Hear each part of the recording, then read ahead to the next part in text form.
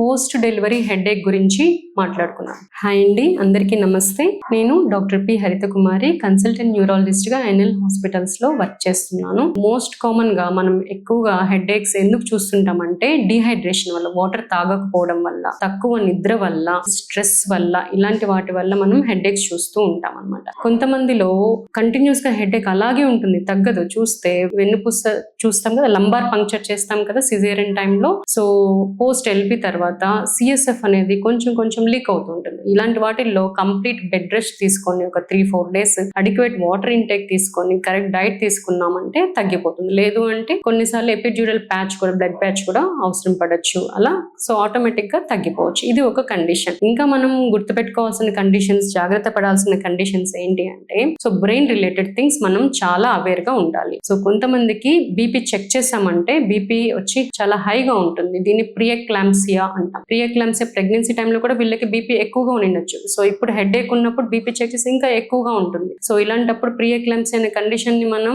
Aware ఉండి, so దానికి మనం ట్రీట్మెంట్ చేసుకోవాల్సి ఉంటుంది. సో వీళ్ళ బ్లడ్ టెస్ట్ చూస్తే లివర్ ఎంజైమ్స్ ఎలివేటెడ్ అయి ఉంటాయి.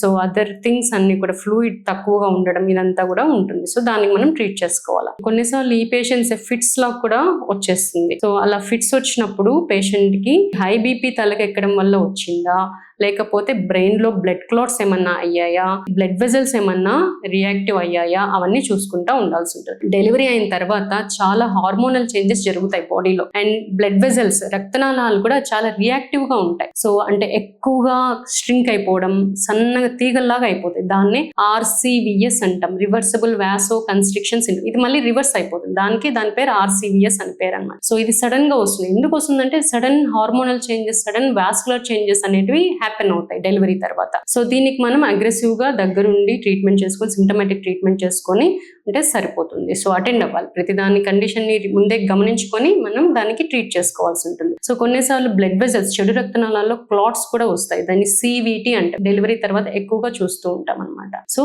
ఈ కండిషన్ కూడా మనం గుర్తుపెట్టుకొని దానికి మనం ట్రీట్మెంట్ చేసుకోవాల్సి ఉంటుంది. సో ఇది మనం బ్రెయిన్ లో వచ్చే కండిషన్స్ వచ్చిన హెడేక్ ఏంటి అంటే, పోస్ట్ డెలివరీ తర్వాత బ్లడ్ క్లాట్స్, బ్లడ్ వెజల్స్ లో చేంజెస్ రావడం వల్ల ఇది ఒక టైప్ ఆఫ్ థింగ్. ఇంకా ఎలక్ట్రోలైట్ ఇంబ్యాలెన్స్ వల్ల ఇవి కూడా మనకు హెడేక్ వస్తుంది. స్లీప్, స్ట్రెస్ లేకుండా చూసుకోవడం, వాటర్ ఎక్కువగా తాగడం, వీటివన్నీ చేసామంటే హెడేక్స్ ని మనము చాలా వరకు తగ్గించుకోవచ్చు. Thank you.